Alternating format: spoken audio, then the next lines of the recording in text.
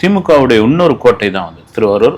கலைஞர் படித்தது வளர்ந்தது அங்கேருந்தான் முரசொலி பத்திரிகை ஆரம்பிச்சது. அவருடைய பழைய நண்பர்கள்லாம் வந்து பேர் வச்சு ஞாபகம் வச்சு கூப்பிட்டது திருவாரூர்லேயும், பக்கத்தில் நாகப்பட்டினம், தஞ்சாவூர்லேயும், திருவாரூரில் குறிப்பாக அவர் நண்பர்களை வந்து ஞாபகம் வச்சு கூப்பிட்டது. இன்றைக்கும் வந்து ஸ்டாலின் அவர்களுடைய கோட்டையாக அது கூட இருக்குது. வந்து அவங்க ஏரியாக்குள்ளே போயிட்டு இவ்வளோ பெரிய க்ரௌடை காமிச்சு இவ்வளோ ஒரு ஸ்பீச்சை பேசுறது வந்து இவ்வளோ பெரிய மக்கள் வெள்ளம் வந்தது பெரிய விஷயம்.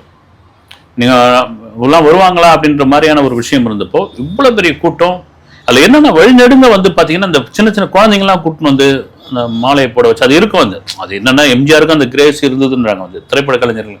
இதை திரும்ப திரும்ப சொல்கிறது தான் வந்து இதெல்லாம் ஆகாதுங்க. வந்து வர்றாங்கங்க, பார்க்குறாங்க, ஓட்டு போட மாட்டாங்க சாமி. இதெல்லாம் வந்து நாங்கள் பக்கத்து மாநிலம் ஆந்திராவெல்லாம் பார்த்துட்டோம், நாங்கள் வந்து கர்நாடகாவெல்லாம் பார்த்துட்டோம், இதெல்லாம் சும்மா அப்படின்னு சொன்னாலும் வந்து எம்ஜிஆருக்கும் அதே மாதிரி விமர்சனம் இருந்தது. இதை தாண்டி 2026 எலெக்ஷன் என்ன என்பது எப்படி விஜய் வந்து கண்டிப்பா ஒரு மாற்றத்தை கொண்டு வர, அது திமுக கலக்கமா இருக்குதா அல்லது வந்து டிவிக்கு வந்து 50 சீட் அடிக்குமா அல்லது 200 தொகுதி ஜெயிக்குமா, அதெல்லாம் நம்ம வந்து திரும்ப வந்து நம்மளால அதை கணிக்க முடியாது.